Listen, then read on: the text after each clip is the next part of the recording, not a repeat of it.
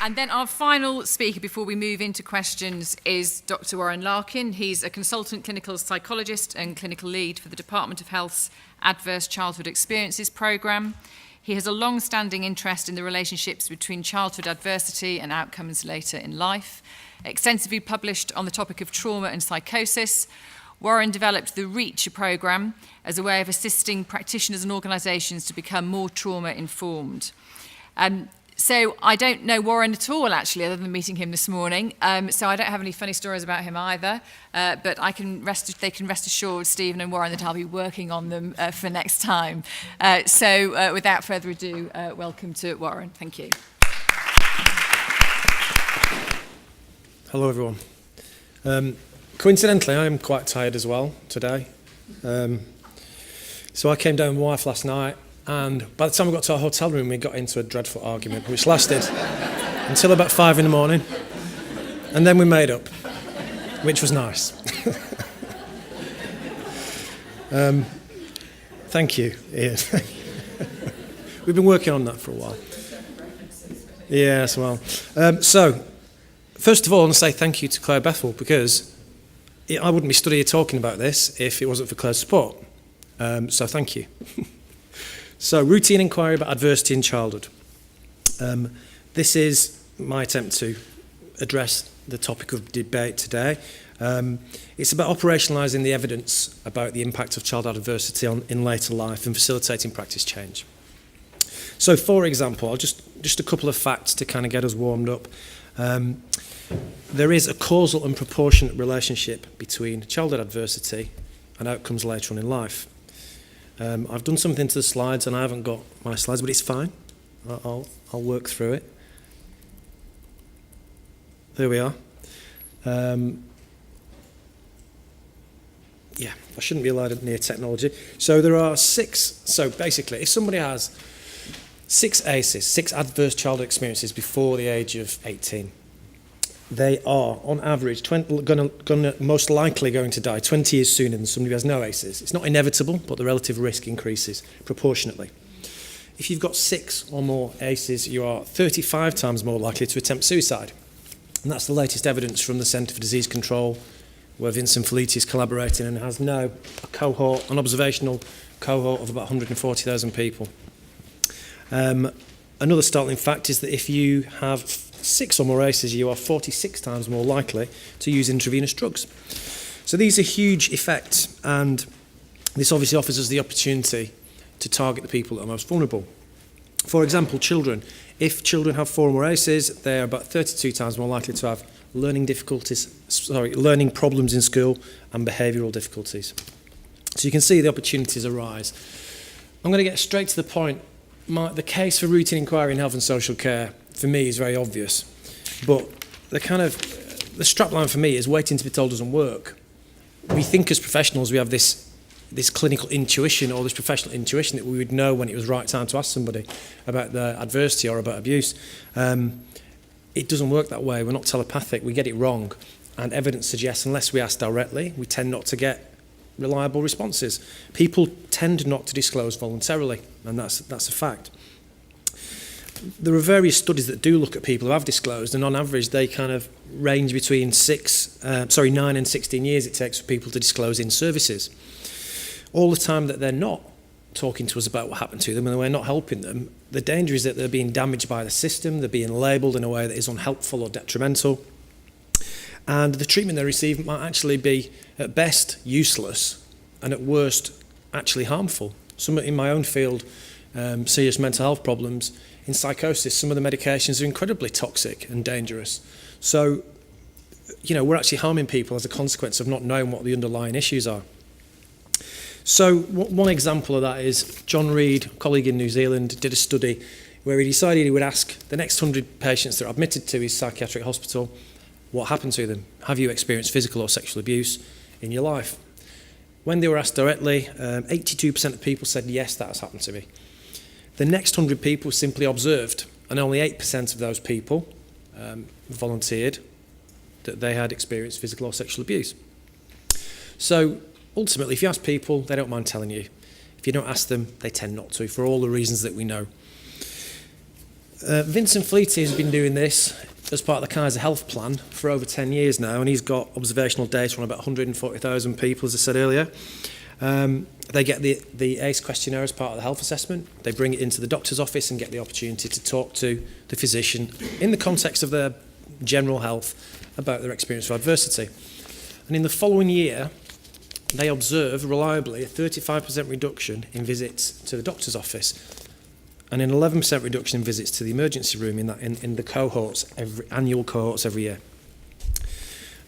This isn't as a result of having a specific therapeutic program put in place. It's simply a consequence of being given the opportunity to kind of talk about adversity, to disclose it to someone, to be listened to and be believed, and to make connections between what happened in the past and the current situation. So it isn't rocket science, but we know professionals are reluctant to do it without the right training and confidence.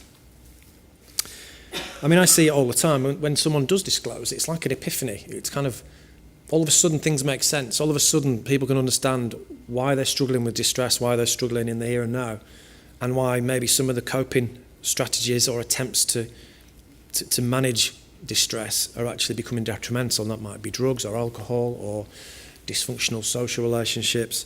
When I say dysfunctional, I mean not working, as opposed to pathologising something. But people struggle to cope, I guess, is what I'm trying to say.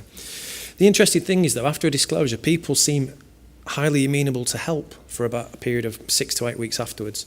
So once someone's disclosed and started making sense of their own experience of childhood and being a young person, they reflect on where they are, what difficulties they're having, and also reflect on the needs of their own children.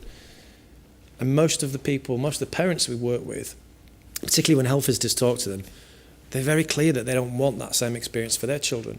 So there's an opportunity to address that intergenerational cycle and fix the problem once. So, in summary, this is the kind of essentially 10 years worth of making various attempts to bring about practice change in a range of multi-agency settings and to try and get staff to do routine inquiry. At the beginning, it was simply going to organisations and teams to train them, to give them the skills to ask sensitively and to respond appropriately. Short version is that doesn't work. Like all of the best evidence around psychosocial interventions, you can train people to deliver CBT or to deliver behavioural family therapy. That's fine, but unless the organisation they're going back into has changed, is ready to practice differently, is ready to support those professionals and adjust the needs of their role, it's not going to happen. So you need to assess the readiness of the organisation, the organisational culture, whether things need to change practically, like the information recording systems, whether teams have got access to safeguarding supervision, all the things, all the obstacles that make professionals anxious, they all need to be addressed. Training the staff's the easy bit. People get it, professionals get it. They feel anxious about it, which is why they're not doing it, but they totally get it. So that's relatively straightforward. As long as you give people an example of what good looks like, give people the opportunity to practice, then they're more than happy to go back into the workplace and have a go at it, because guess what? Everybody else in their team is doing the same thing. All of their managers are supportive, all the way up to the chief exec. This organisation is now a trauma-informed organisation, so they're more likely to succeed in sustaining that practice change. The other essential ingredient is follow-up support, and that's another area that I got wrong in the past a number of times. If you don't continue to support staff and team leaders for the following 6 months after you've changed, made quite a significant change to practice, they will revert back to what they did before. It's kind of human nature. People are busy. Sometimes this leads to kind of complex support and complex safeguarding issues. Unless the organisation is supporting people to do this properly and supervisors are making it a priority, people will revert back to what they did before. But if you do support them, they continue to practice and embed it. Finally, we've probably had about 5 independent academic evaluations of this approach, and this is a summary. So most participants, most professionals, surprisingly, weren't aware of the impact of adversity later on in life. That was a surprise to most people. Fortunately, the training does equip practitioners with knowledge, confidence and skills, and once they've done that and had a practice, they're happy to go away and implement it in their workplace. It seems to be acceptable to service users and to staff. We haven't had any complaints. Actually, no, I have one complaint, actually. The one complaint was, why did nobody ask me about this sooner? I've been in mental health services for 20 years and no one's ever asked me what is wrong with you. So that was the only complaint we had, which was a fair point. And obviously, or you would hope, that after the training, disclosures increase, become more frequent, and as a consequence, you can then target the resources that you've got and the help available more effectively. So you're treating the actual cause of the distress rather than the symptom or the attempt to cope, which we then label as a problem. I think a crucial part of this therapeutic alliance, this epiphany moment, leads to a greater compassion, a greater empathy between the worker, the professional, and the person using the service. And that changes things because you're both on the same page. And that therapeutic alliance is one of the key variables in effective change in psychosocial interventions. If you look at all the research into psychosocial interventions, therapeutic alliance is one of the key variables, and this approach increases that, so that's a positive. Finally, parents who were asked as part of their contact with health visitors are really reflective of their own parenting experience, and they seem to be, for a period of about 6 weeks to 2 months, very receptive to help, very receptive to taking on parenting interventions and extra help, because they don't want that to happen to their children. So that's a crucial window of opportunity. And overall, I would say that this is not rocket science. All we've done is made it into a manageable programme. The training takes 1 day. The pre and post work varies according to the complexity of the situation and how mature the organisation is. But basically, we found that it quickly becomes business as usual. Thank you. Right, lovely. Thank you very much.